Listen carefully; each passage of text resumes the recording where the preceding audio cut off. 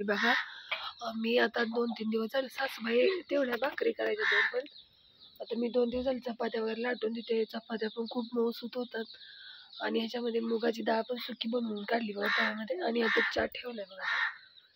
चहा पण खूप अप्रतिम लागतो. का ठेवलाय तव्यात पातेलं? कारण पातेलं खूप काळं होतंय ना म्हणून ठेवलंय तव्यामध्ये. बनवून झाले सगळं आणि ही ॲल्युमिनियमचा लोखंडी तवा आहे बघा. ह्याच्यातील लोह म्हणजे आपल्या शरीरासाठी चांगला आहे आणि तो पण खूप लागते बघा. गॅसवरती उभं राहून आपले पाय पण दुखतात किचन कट्यापेक्षा आणि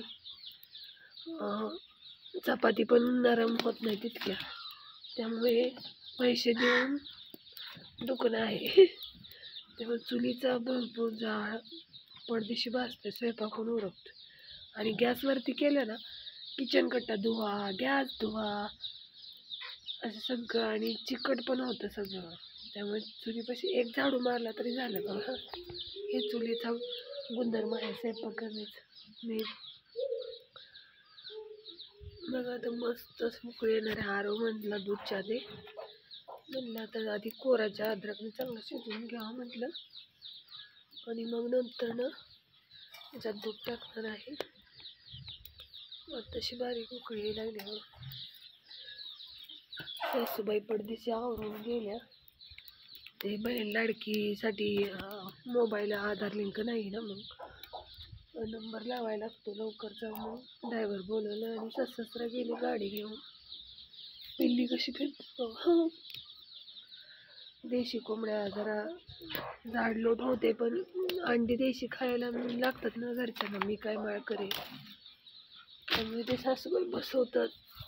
देशी अंडी विकत मिळत नाही.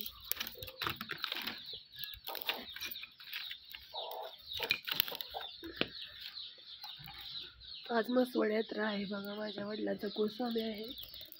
बोलवले भरपूर, खूप मागे लागलेत माझ्या. भरपूर सगळे येतात. भरपूर नाही म्हणजे सगळे येतात त्यावेळी. परत आहोने नेलं तरी जायचं नंतर आरो. आता घरी पण कोण नाही ना, ते कधी येतात सासू सोबत. जत्रा काही 8-10 दिवस असते भरपूर. त्यामुळे नंतर कधीतरी दर्शन करून येईल. गाडी तिकडं नाही म्हणून बिचारी म्हणून. उद्या बोकड कापतात भोजलिंगाच्या पायथ्याशी आणि आज मसवड सिद्धनाथ इथे यात्रा भरते. 5-6 दिवस असते बघा. मी तरी पहिली छोट्यापणी माझे 2 चुलत भाऊ मोठे टेम्पो घेऊन आम्ही सगळे असे तिथं राहायचो एक दिवस. वेगळाच आनंद. आणि सगळं घरून शेंगदाण्याच्या पोळ्या, सुक्कं वांग, भाकरी, मिरच्या, धपाटी वगैरे असं काही ना काही बनवून न्यायचं, मुक्काम करायचो.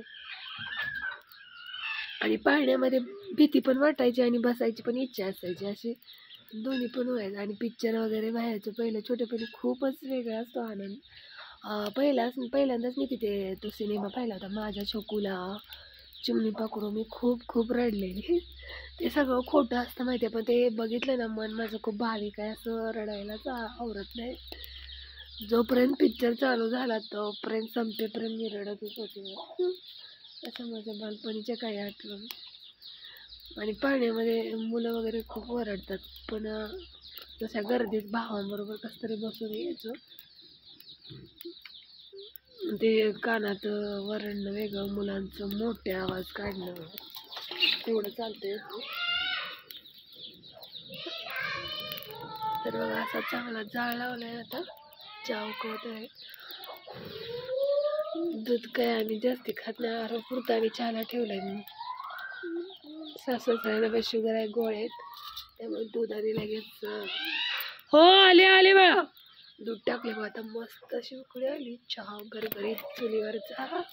या माझी फॅमिली. आणि नेहमी माणसाने चांगलं कर्म करणे आणि आपले नित्यनेमाचे काम करावे एवढंच ठेवावं. आलोय मोकळ्या हाताने, जाणार आहे मोकळ्या हाताने. ना गर्व ना कशाचा असो म्हणे. सगळ्याशी प्रेमळ वागावे. कशाचाही ताटपणा करू नये. कोणत्याही गोष्टीचा घमेंड नसू नये. हे ना माझी फॅमिली. तर बघा आता चांगला उकळतो गरगरीत चहा.